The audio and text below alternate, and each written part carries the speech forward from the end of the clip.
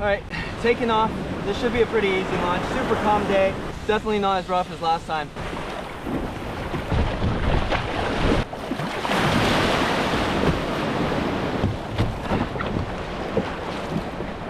Okay, this is a breaker coming up towards us. Let's just ride this thing. Woo! That was good. All my electronics, just like that, soaked.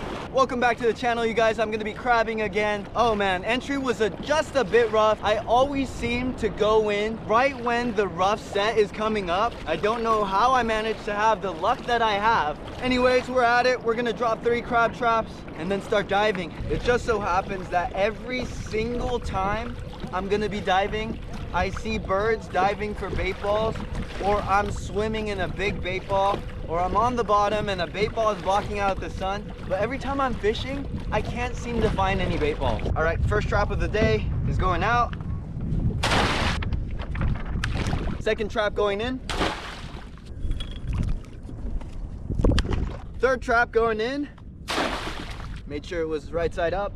These traps tend to fall right side up, but if you throw them in upside down, I don't think they'll orient themselves. And I've never had any problems with them being upside down, but you know, now that I think of it, I think the crab might crawl under into the trap, and then when you're pulling it up, it will obviously orient itself and you'll still catch crab. I don't know. I should probably drop a camera down one of these days. Hopefully I'll get another limit today. I've got Tuan, Ezra, and Kenny with me today, so I'm hoping to put them on some crab and maybe even let them get on the kayak and pull up some traps themselves. I don't know if they know how to work this fish finder along with navigate towards the waypoints. So I don't know, but we'll see how it goes. And let's start diving. When I pulled up at the spot, Ezra and Kenny couldn't stop talking about how good the visibility was. And when I got down, I really couldn't believe it. Usually this spot has max 6-foot visibility, and right here, I'd say it was around 15. While we're talking about poor visibility, let me just say that I always dive with a float line for multiple reasons. First and foremost, the safety aspect. If you have a float line, it gives your buddy a clear way down to find you. Versus if you didn't have a float line, they might spend minutes trying to find you if something goes wrong. Secondly, this means I can drop my gun at any time and not worry about losing it. Thirdly, I have a float on the surface with all of my gear, and I need to drag that around anyways. On my second dive down, a lingcod passed right by me, but I didn't react quick enough to get it. As I was trying to stalk it, I spotted this big cabezon on the bottom and decided to mark it in case Ezra or Kenny wanted it. Kenny passed up on the offer, but Ezra said he was down to take the shot. It's funny for me watching this video right now because at the surface, we had this in-depth conversation of where the fish was in relation to the gun. But even though I probably told him, it's sitting on a rock and it's just to the right of the gun, it took him a while to find it. Once he did, it was a perfect stone shot. Ezra with the first kill of the day. Dude, it didn't move. Cabezon. It didn't move after I shot it. Look at that. Kenny, what are you doing? Right into the brain. Holy shit, dude. Let's go, kill shot. Those stone shots are perfect. Not only does it mean you don't have to deal with braining the fish, it means the fish died in the quickest way possible. After a series of dives, not really spotting anything worth shooting, this olive rockfish caught my eye. Usually these guys are swimming around mid-column, but this one was just sitting there. In my opinion, olive rockfish are the best rockfish to eat, so I took the shot.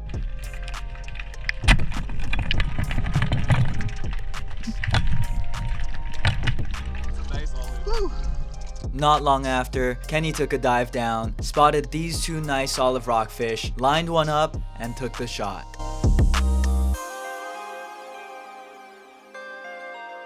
Because the visibility was so good, we were seeing so many fish. There were lots of rockfish, perch, opali, and greenlings, all just swimming around. As I was cruising along the bottom, I spotted the end of this tail right here, and I knew it was a big lingcod. One of the goals for the dive day was to get Ezra on his first lingcod ever. So I stealthily made my way over to the hole where I saw it go into, made sure it was there, and carefully placed my gun right on top of the rock. Then went to go tell Ezra. My gun is right next to a hole and 2 rocks. It's in the hole in between the 2 rocks, but you can also look through the side. Ezra took a dive down and came up shortly after.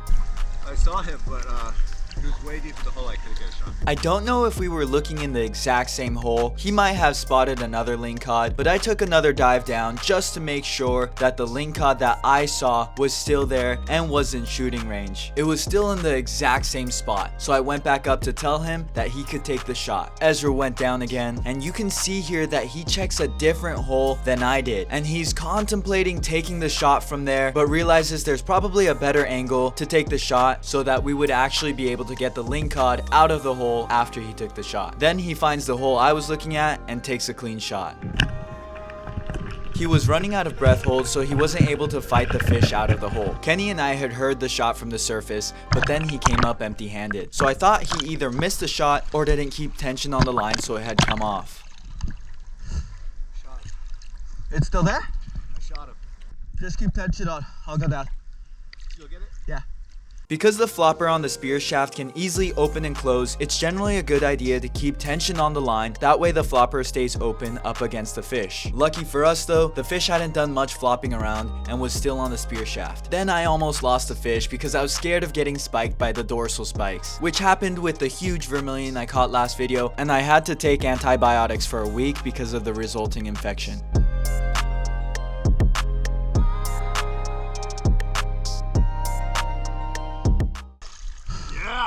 Let's go! That's a good size one too. Let's go! Check out the blue. Ezra with the keeper.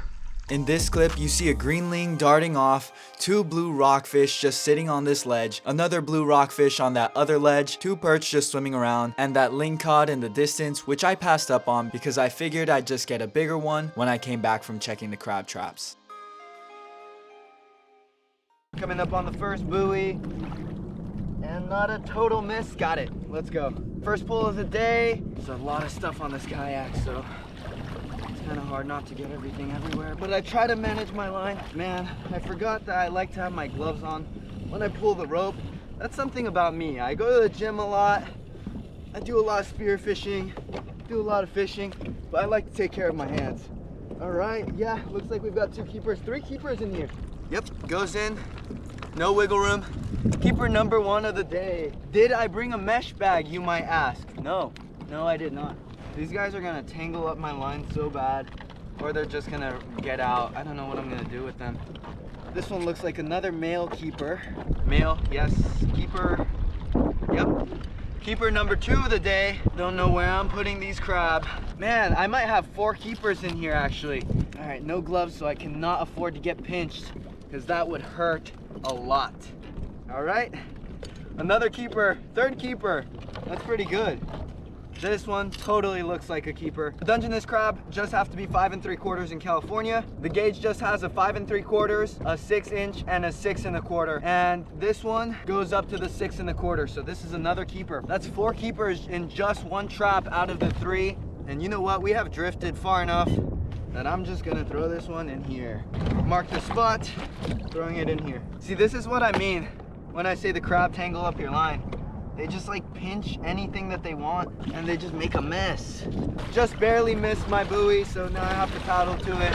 It's not worth taking the torpedo all the way around. The kayak doesn't turn extremely well with the torpedo on it, so just paddling up to it. I'm thinking of doing like a neon spray on my crab buoy because it looks just like the rest of them. And I keep just going up to random buoys that are not mine and being like, oh my goodness, and having to go all the way around and try to figure out where mine are, which can take a while.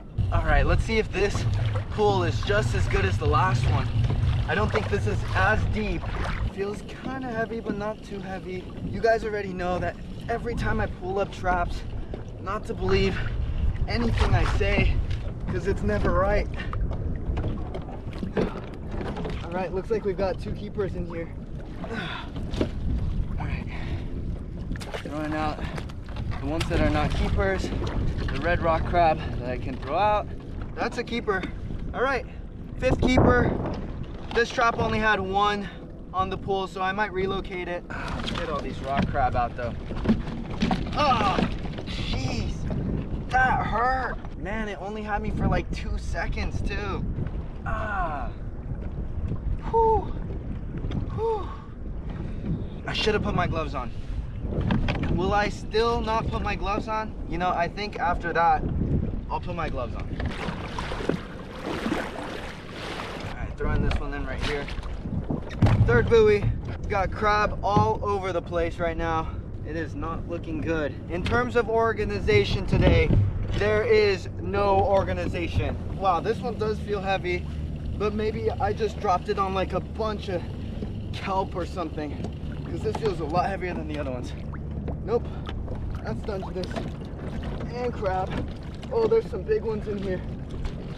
Oh, there's some pretty big ones in here. Yeah. Oh, throwing back the females. Man, these guys are so quick. If you don't just drop them quick, they're gonna pinch you.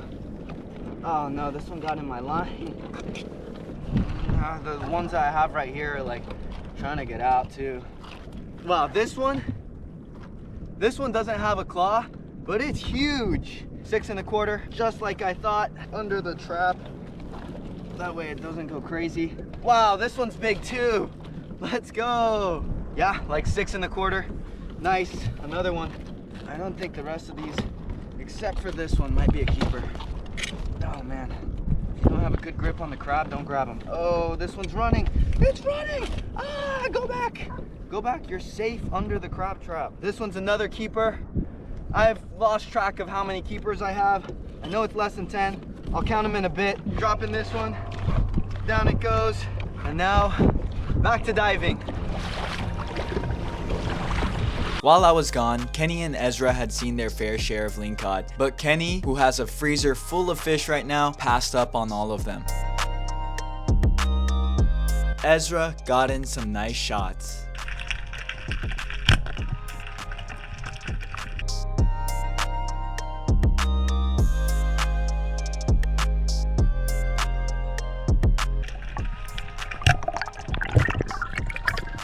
He actually got his first lingcod and his first lingcod limit on the very same day. Kenny missed a point blank shot on a blue rockfish because he had the safety on while he was lining up the shot. Classic move, one of which I am very guilty of. That wasn't the last time that would happen to him though. While he was looking around in some structure, he found a nice sized cabezon, and you could see that he compensates for the shot that he's expecting, realizes the safety's on, turns it off, and then takes the shot.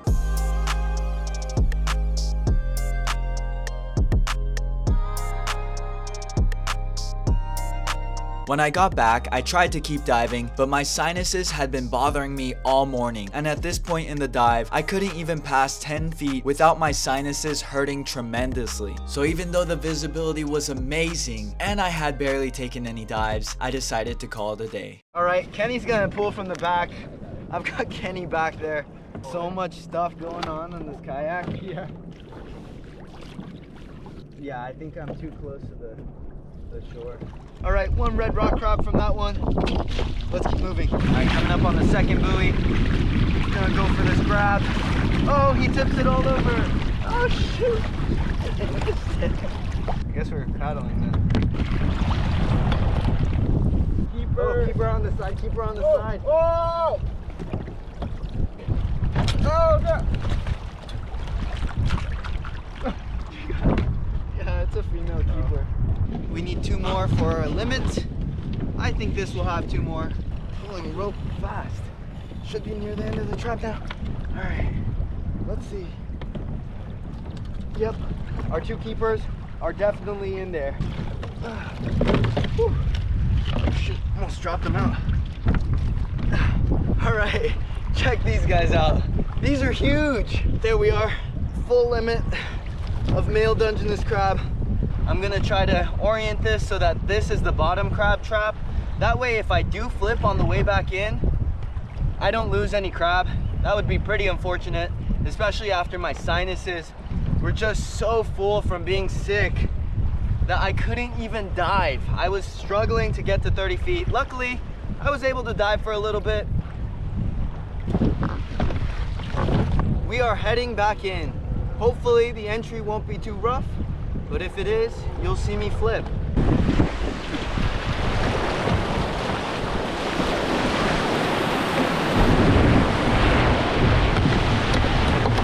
Hey, that wasn't bad. No wetsuit risk. Back in with Ezra and Kenny. And this is the catch of the day. 2 lings for Ezra, cap for both of them. I got an olive somewhere in here. And then a limit of Dungeness crab. That's how we do it, right? My PB. Yeah.